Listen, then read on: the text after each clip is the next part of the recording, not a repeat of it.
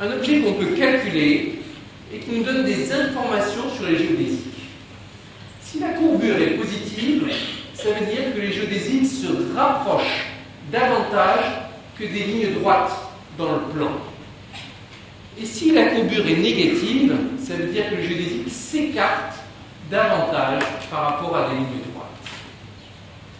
Et ça influera sur la forme des triangles, par exemple. Voici un dessin qui représente la géométrie hyperbolique. Un dessin de l'artiste M.C. Escher. Dans ce dessin, chacun des poissons a la même longueur. Mais les unités de longueur varient d'un point à l'autre. Et donc, c'est pour ça qu'on a l'impression, quand on le regarde, que les poissons sont de longueurs différentes. Et si on regarde un triangle géodésique dans cet espace, voici à quoi il ressemble. Observez qu'il est plus maigre.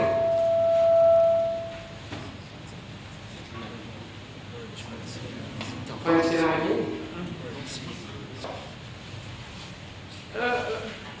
vous regardez le triangle qui est à droite là. Vous voyez que la somme des angles est plus petite que 180 degrés. Les angles sont plus petits que nature. C'est typique de la courbure négative. En revanche, si vous regardez une sphère, à la surface de la sphère, cette courbure positive, regardez le triangle qui est tracé ici. 3 angles droits. Donc une somme des angles qui est égale à 270 degrés. Beaucoup plus que 180 degrés. Ceci est typique de la courbure positive. Et regardez ce que je vous ai dit. Donc là, on voit sont tracés plusieurs géodésiques. Par exemple, il y a celles qui se croisent ici. On va appeler ça le pôle Nord. Et puis elles se croisent, elles s'écartent, et puis après, qu'est-ce qu'elles font? Elles viennent se recouper au pôle Sud. Vous voyez qu'elles ont tendance à se rapprocher plus que des droites. Parce que deux droites qui se coupent dans le plan, elles ne se revoient plus jamais.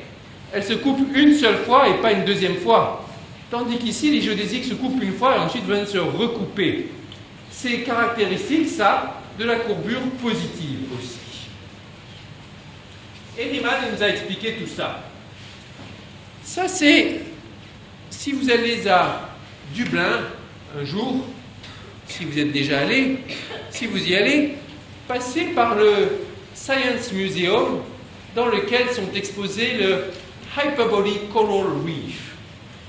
Et cette image a été prise ici. Et on y trouve ce genre de choses. Du crochet hyperbolique, comme on dit. Un tissu qui a été cousu, au tricot, et qui a été cousu, qui a été tricoté pour avoir une courbure négative. Ça ressemble un peu à du corail. En même temps, ça a la propriété que les géodésiques dessus s'écartent davantage. C'est la même chose pour cette surface ici, la pseudosphère, qui était exposée il n'y a pas longtemps dans une exposition d'art à la Fondation Cartier pour l'art contemporain. Et là aussi, c'est une figure dont la courbure est négative et constante. Et puis, une autre figure qui est liée, c'est celle-ci. Vous voyez l'espèce de toupie là? On dirait qu'on a pris des selles de cheval là, et qu'on les a collées les unes aux autres pour faire ce truc là. Et bien ça aussi c'est typique de la courbure négative, la selle de cheval.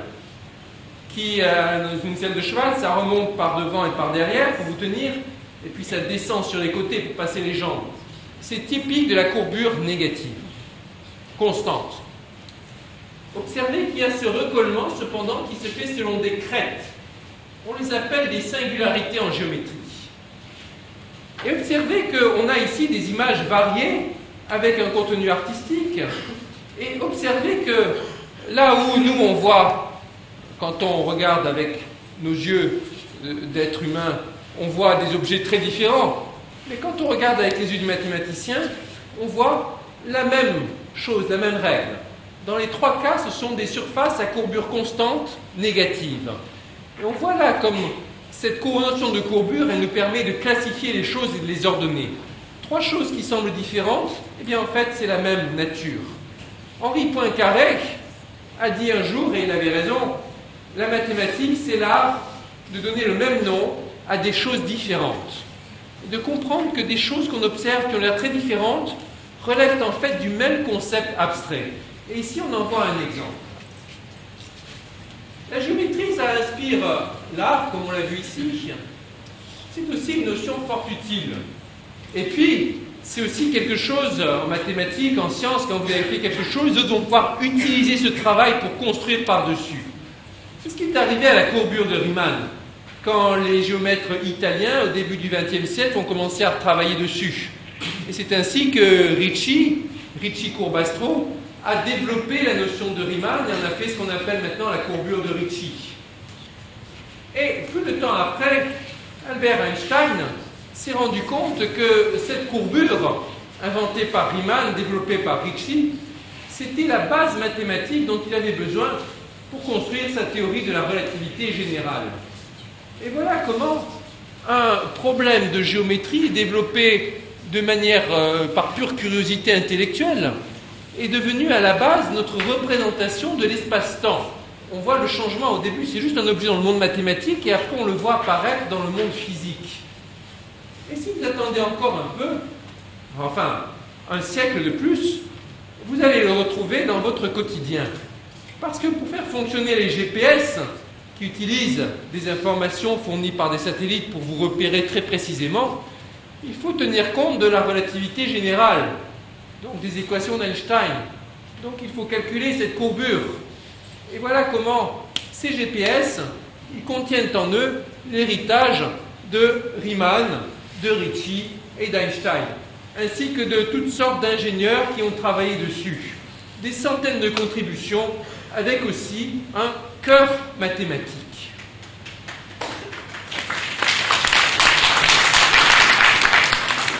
Oh, c'est les applaudissements pour Riemann, bien sûr.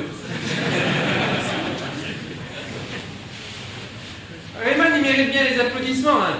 Il s'est intéressé à toutes sortes de problèmes, comme aussi les problèmes des singularités. Je vous parlais tout à l'heure de singularités sur les objets, sur les courbes, mais les singularités, vous en voyez aussi tous les jours. Par exemple, quand vous regardez comment fait la réflexion de la lumière sur votre tasse le matin, vous voyez cette pointe-là, elle apparaît subitement à cause des équations mathématiques. Quand il y a un avion qui va plus vite que le son, regardez les singularités qu'il laisse autour de lui dans l'air. Quand une balle de fusil est tirée, regardez les singularités que ça fait tout autour. Des singularités en forme de sphère et d'autres en forme de cône. Et tout ça, ce sont des problèmes aussi liés, le premier à l'optique et les autres à la mécanique des fluides compressibles, que Riemann a essayé le premier de mettre en équation. En fait, Riemann, quand on regarde ce qu'il a fait, on prend peur. Ça, c'est la liste de tout ce qu'on appelle du nom de Riemann. Je l'ai pris sur Wikipédia.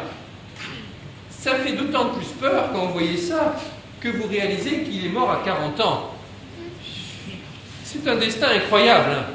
Ça fait de lui une figure romantique extraordinaire qui, malgré la brièveté de sa vie, arrive à laisser une trace indélébile sur l'ensemble des sciences. Et Riemann reste ainsi un personnage extrêmement inspirant, une sorte de modèle. En fait, pas seulement pour les mathématiciens d'ailleurs. Il y a quelques années, j'avais rencontré une chanteuse de rock très célèbre qui m'avait dit que de temps en temps, elle allait se recueillir sur la tombe de Riemann pour y chercher l'inspiration.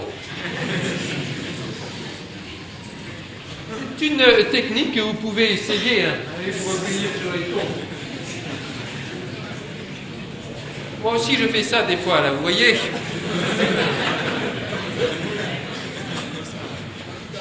Donc ça, c'est moi devant la tombe de Ludwig Boltzmann, un grand physicien autrichien de la deuxième moitié du XIXe siècle.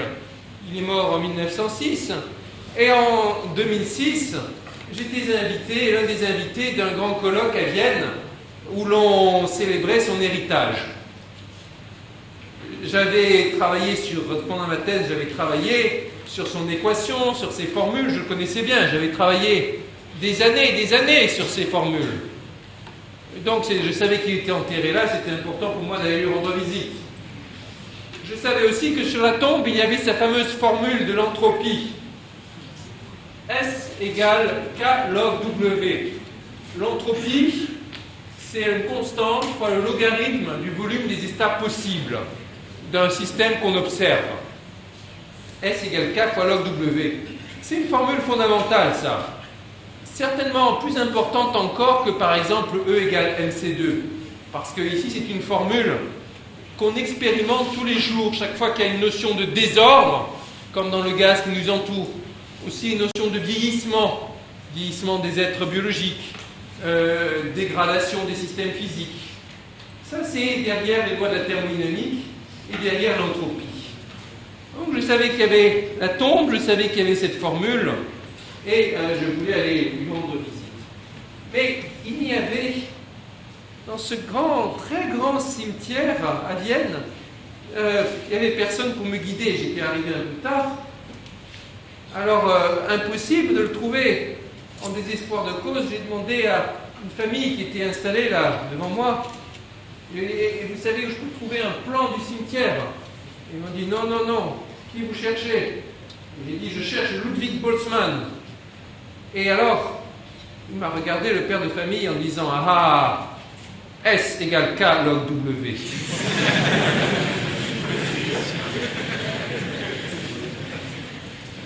Et vous voyez, je vous disais qu'elle est importante, cette formule, puisqu'elle se transforme en une sorte de code secret pour les initiés dans les cimetières. Alors, explicitons un peu davantage ce qu'il y a derrière cette formule. Du temps de Maxwell et de Boltzmann, dans les années 1860, on commence à suspecter que qu'un gaz est fait de beaucoup de molécules, et on veut en tirer parti pour obtenir des conclusions scientifiques. Et alors, pour simplifier les choses, on va faire comme si ces particules étaient des petites boules, des sphères dures, comme on dit, et les voici comme des boules d'un gigantesque billard. Et de temps en temps, les particules se rencontrent et changent de vitesse et ainsi de suite. Et c'est ça l'exercice de pensée auquel se livrent Maxwell et Boltzmann. C'est dur d'imaginer ça. Autour de nous, là, l'air, il est assez tranquille. Bon, il y a le truc là qui souffle un peu, mais à part ça, c'est calme plat. Mais imaginez qu'en fait, c'est des milliards de particules qui se cognent dans tous les sens et qui vous cognent dans tous les sens. Et essayez de trouver des conclusions mathématiques qui découlent de ça. On pourrait se dire, face à toutes ces particules qui font n'importe quoi, on ne pourra rien conclure de bon. Mais au contraire, Maxwell et Boltzmann ont montré qu'en appliquant un formalisme statistique, on pouvait obtenir des conclusions. Voici Maxwell, à droite, l'un des plus grands physiciens de tous les temps. On lui doit les équations de l'électromagnétisme, entre autres. Maxwell et Boltzmann développent l'idée que pour comprendre un gaz, on va s'intéresser à toutes les positions de ces particules et à toutes ces vitesses. Les vitesses, on ne les voit pas, on ne peut pas les mesurer comme ça, mais elles sont là et les particules vont dans tous les sens. On a appelé cela la théorie cinétique parce qu'elle était basée sur ces variables de vitesse invisibles. Et on va regarder la distribution statistique de ces vitesses. Un peu comme quand on veut étudier la démographie d'une population en fonction des âges. On regarde combien de jeunes, combien de plus âgés et tout ça, et ça nous fait une répartition statistique. Ici, c'est pareil, mais pas avec les âges, on va le faire avec les vitesses. Par exemple, ici, il y a un grand pic avec beaucoup de particules qui ont à peu près cette vitesse-là, d'autres particules qui ont un peu cette vitesse-là, très peu de particules de très grande vitesse, et ainsi de suite. Et c'est celle-ci qui va devenir l'inconnu, et qu'on va étudier. Et ceci prenait part dans une aventure fascinante, le développement de la science du hasard. On pourrait se dire que le hasard, c'est précisément ce qu'on n'arrive pas à prédire. Mais à partir du début du XVIIIe siècle, les gens ont compris qu'on pouvait en tirer des lois. Des lois qui s'appliquent de manière implacable. Et la première, c'est la loi des grands nombres. Vous prenez une pièce, vous la lancez en l'air, est-ce que ça va tomber sur pile ou face? Au début, vous ne savez pas, ça va tomber sur pile ou face. Mais à coup sûr, vous savez que si vous lancez la pièce en l'air 1000 fois et qu'elle n'est pas truquée, ça sera en gros 500 piles et 500 faces, avec une certaine erreur. Et si vous la lancez 1 million de fois, en gros, ça sera 500 000 piles et 500 000 faces, avec une certaine erreur. Mais ça ne déviera pas trop de la proportion moitié-moitié. Et c'est la loi des grands nombres. Et c'est Bernoulli qui commence à s'y intéresser dans les années 1700 en premier. 30 ans plus tard arrive Abraham de Moivre. C'était un huguenot, comme on disait, un protestant chassé de France, qui avait quitté les persécutions religieuses en France pour trouver refuge en Angleterre, à l'époque où l'Europe se déchirait sous l'effet des guerres de religion. C'était pas malin. La France a perdu beaucoup de grands esprits comme ça, et de Moivre en est un exemple. De Moivre découvre en 1730 ce qu'on appellera plus tard la loi gaussienne, mais qu'on pourrait appeler la loi de Moivrienne. C'est en gros cette exponentielle moins x carré, vous voyez cette fonction qui a une forme de cloche, une sorte de chapeau. Cette fonction, elle vous décrit les erreurs dans les distributions statistiques. Si par exemple je lance ma pièce en l'air plein de fois, eh bien, en gros ça va être 50-50, correspondant à une proportion 1/2 qui est ici, mais il y aura une grande probabilité d'avoir une faible déviation et une très petite probabilité d'avoir une grande déviation. Et la courbe en cloche, elle nous dit quelles sont les probabilités d'avoir telle ou telle déviation, avec une excellente précision, surtout quand le nombre de lancers devient grand. Un peu plus tard, en France, voici une autre loi découverte. Cette fois-ci, c'est Buffon qui la formalise. L'aiguille, une expérience. La loi précédente, elle vous montre que quand vous lancez une pièce en l'air, il y a certaines statistiques qui s'imposent. Buffon, avec son expérience, il nous montre, il nous fait découvrir que les lois ne s'appliquent pas seulement à des lancers de pile ou face, mais aussi à des problèmes géométriques plus sophistiqués, comme celui-ci. Prenez un parquet avec des rainures, des lattes en bois, et dessus vous laissez tomber une aiguille. Et imaginez que la taille de l'aiguille est exactement l'écartement entre deux rainures du parquet. Et vous laissez tomber l'aiguille par terre, et vous vous demandez si l'aiguille va rencontrer une des lames du parquet. Et vous faites la proportion, voir si c'est une fois sur 2, une fois sur 3, et ainsi de suite. Et l'expérience marchera d'autant mieux que vous lancez l'aiguille de toutes les façons possibles, en lançant vers le haut, vers le bas, en la jetant, en la faisant tourner, tout ça. Plus vous le faites de manière chaotique, et meilleur sera vérifié le résultat. Et le résultat, c'est que sur un très grand nombre de lancers, à la fin, ça sera à peu près 2 sur pi, la proportion de fois que l'aiguille rencontrera une rainure. Donc, pas loin de 2/3, quoi. Et vous voyez ça encore, c'est quelque chose d'implacable. Vous croyez pouvoir obtenir n'importe quoi en lançant votre aiguille, mais vous êtes rattrapé par la loi mathématique. Et remarquez qu'il y a pi qui apparaît. Pi, c'est le nombre géométrique par excellence. Et ceci traduit le fait que dans cette probabilité, il y a un contenu géométrique. On avance encore dans le temps et on arrive à Laplace, Pierre-Simon de Laplace, connu pour être l'un des plus grands mathématiciens de son époque, connu aussi pour être un ministre désastreux. C'était Napoléon qui l'avait fait ministre de l'Intérieur, et quelques semaines plus tard, il a changé de poste parce qu'il n'était pas adapté. Comme disait Napoléon, il cherchait à introduire l'esprit de l'infiniment petit dans l'administration.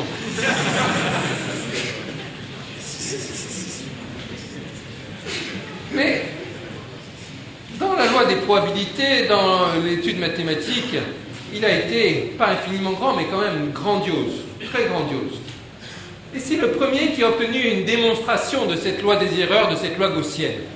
Avant, c'était juste des observations, comme avait fait de Moivre, par exemple.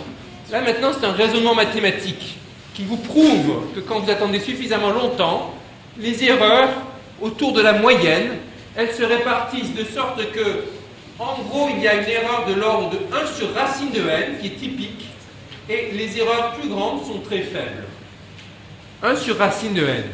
Par exemple, si vous faites un millier de lancers, ça correspondra à une erreur de l'ordre de 3%. Quand vous ferez vos proportions, là, eh bien, en gros, ce sera compris entre 47% et 53%, la proportion de piles. Et il n'y a quasiment aucune chance que ce soit 60%. Et cette loi des erreurs, à mon avis, c'est vraiment l'un des théorèmes les plus importants dans toutes les mathématiques. C'est quelque chose qu'on expérimente sans arrêt. Quelque chose qui est présent aussi même sans qu'on s'en rende compte. Si par exemple, on prenait les tailles de tous les individus qui sont ici et qu'on les comparait à la moyenne des tailles dans cette région, on verrait que l'écartement issu d'un morceau de loi gaussienne. Et c'est comme ça pour énormément de phénomènes qui viennent de partout, en physique, en biologie.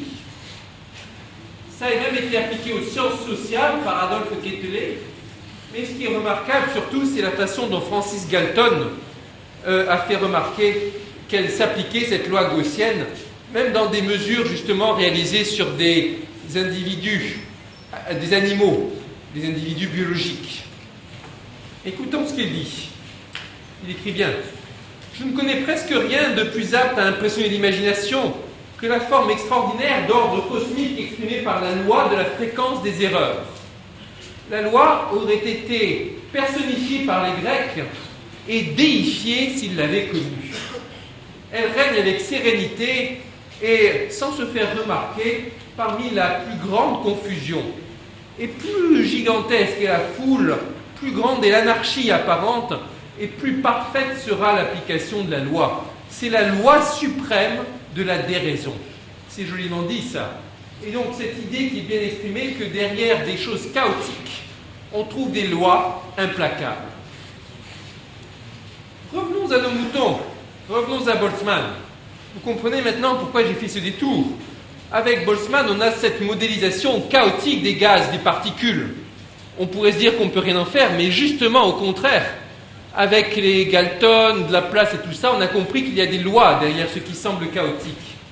Et précisément, comme les particules, elles s'agitent dans tous les sens, elles vont obéir statistiquement à des lois implacables. Et Boltzmann découvre l'une de ces lois en s'intéressant à une quantité qu'il appelle l'entropie. L'entropie, elle est donnée par la formule que je vous ai dite. Boltzmann montre que pour un gaz, on peut la calculer en fonction de la fonction de distribution statistique. Moins l'intégrale de f de xv log f de xv dv dx. C'est la formule qu'un ingénieur ou un physicien peut utiliser pour calculer le désordre associé à une distribution statistique. Plus cette quantité est basse, et plus il est facile de prédire les vitesses des particules.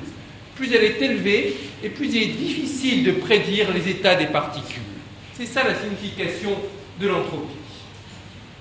Et Boltzmann trouve une loi en utilisant une équation qui régit le comportement du gaz, c'est que ce désordre pour le gaz ne peut qu'augmenter au cours du temps. Prenez un gaz, vous le mettez dans une boîte et vous attendez. Et les particules du gaz, elles se cognent les unes les autres dans tous les sens de manière complètement chaotique. Mais vous êtes certain que le désordre, il va au fur et à mesure de ce processus augmenter, augmenter, augmenter. Les collisions augmentent le désordre. C'est la loi implacable qu'a découverte Boltzmann. C'est une loi qui aussi permet d'expliquer les choses. Par exemple, regardez ce qui se passe dans cette expérience où je prends une boîte et je la divise en 2 compartiments. Et dans un compartiment, je mets du gaz, dans l'autre compartiment, on fait le vide. Et puis on enlève le compartiment central. On enlève la cloison. Qu'est-ce qui va se passer ? Eh bien, le gaz va envahir le vide. Il va y avoir une aspiration, comme si le vide aspirait la matière. Et le gaz va se répandre partout. Boltzmann lui dit oui, c'est ça qui va se passer. Mais c'est pas parce que le vide aspire la matière. C'est juste parce que c'est pas parce qu'il y a une force du vide qui va chercher la matière. C'est juste parce que la matière est régie par le hasard et que donc le désordre doit augmenter. Et évidemment, c'est plus désordonné si les particules peuvent occuper toute la boîte que si elles sont sagement rangées dans un morceau de la boîte. Cette configuration-là, c'est plus difficile de prédire l'état des particules. Il y a plus de désordre et c'est pour ça qu'on y va, juste par l'effet des lois statistiques. C'est un peu comme quand vous regardez une cour de récréation. Imaginez que les enfants sortent de classe et juste à la sortie de la classe, là, ils sont rangés, ils sont tout près de la porte, quoi. Mais si vous attendez 5 minutes, ils seront partout dans la cour. C'est pas parce qu'ils ont envie d'aller dans les espaces vides, c'est parce qu'ils font n'importe quoi. Il y en a 2 qui vont aller se battre dans un coin, il y en a un qui va courir ailleurs, il y en a un qui vont faire une partie de billes et tout ça. Plein d'actions chaotiques, désordonnées, décorrélées les unes des autres. Et comme ça, ils vont se répandre partout.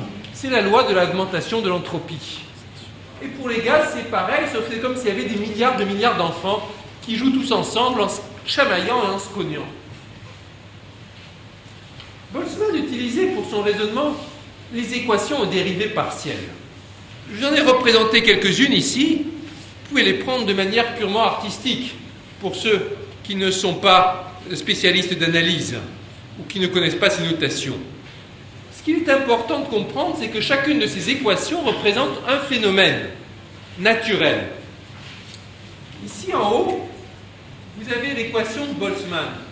C'est l'équation portant sur la fonction de distribution f qui permet de prédire comment elle va évoluer au cours du temps et qui permet de savoir ce qui va arriver au gaz au fur et à mesure que le temps s'écoule. Première fois que mon directeur de thèse a écrit cette équation pour moi, et j'ai regardé ça, et je me suis dit qu'elle n'avait pas l'air très sexy. Hein, vous voyez le truc là? Et puis il a commencé à me dire ce qu'on allait faire, et qu'on pouvait avoir un sujet qui allait parler de ceci ou de cela d'ici 1 ou 2 ans. Je me suis dit, c'est pas possible. Je ne vais pas rester 2 ans avec ça là. Et puis finalement, si. Et comme ça arrive, souvent, pendant la thèse, je suis tombé amoureux du sujet. Et de l'équation. J'ai passé peut-être 10 ans avec elle. Quand vous regardez de l'extérieur un sujet scientifique, ça a l'air extrêmement étroit. Mais quand vous commencez à être dedans, vous vous rendez compte à quel point ça s'élargit, à quel point c'est vaste. Il y a des centaines de contributions analysées et beaucoup de problèmes dedans. Derrière l'équation de Boltzmann, il y a des problèmes liés à la course du temps, liés à la mécanique des fluides, liés au traitement du signal, toutes sortes de choses. Vous découvrez ça au fur et à mesure et c'est comme si tout s'agrandissait. Et puis vous trouvez que vous pouvez aussi faire des contributions. En tout cas, celle-ci, elle représente le comportement d'un gaz. En dessous, vous avez sa cousine. On l'appelle l'équation de Vlasov. Et elle représente le comportement des étoiles, par exemple, d'une galaxie. Si vous voulez savoir comment notre galaxie sera dans 1 milliard d'années, cette équation-là qu'il faut résoudre, qui vous décrit la statistique des étoiles dans notre galaxie. Et si vous ne vous intéressez pas aux galaxies, mais aux choses très très très petites, vous avez l'équation de Schrödinger, qui décrit le comportement d'un atome soumis aux lois de la physique quantique. Et si vous préférez les lois de la physique classique, vous pouvez vous intéresser aux fluides. En un sens, c'est plus compliqué d'ailleurs. On sait beaucoup plus de choses sur l'équation d'un atome que sur l'équation d'un fluide. Et vous avez ici l'équation de l'air. Ici, c'est lointaines cousines, les équations de ses proches cousines plutôt, les équations de Navier-Stokes compressibles. Ce sont des équations qui ont été développées pour modéliser un fluide et qui sont utilisées maintenant partout dans le monde pour prédire le temps qu'il fera dans le monde d'ici 1 semaine ou d'ici 15 jours, pour prédire même le climat qu'il fera d'ici 10 ans, d'ici 20 ans, qui sont utilisées aussi, même si on ne s'en rend pas forcément compte, dans toute l'industrie cinématographique. Très souvent, quand on veut représenter un fluide, eh ben, dans un film de Hollywood ou quelque chose comme ça, c'est ça qu'on utilise. Ce sont les équations qu'on utilisera, celles-ci, ou leurs variantes, plutôt que de vraiment réaliser le fluide où on fera un trucage en équations mathématiques. Il n'y a pas longtemps, j'étais dans un colloque aux États-Unis, à San Diego, un gigantesque colloque de mathématiciens, Et il y avait un représentant, je ne sais plus si c'était, je ne sais plus de quel grand studio, peut-être Disney,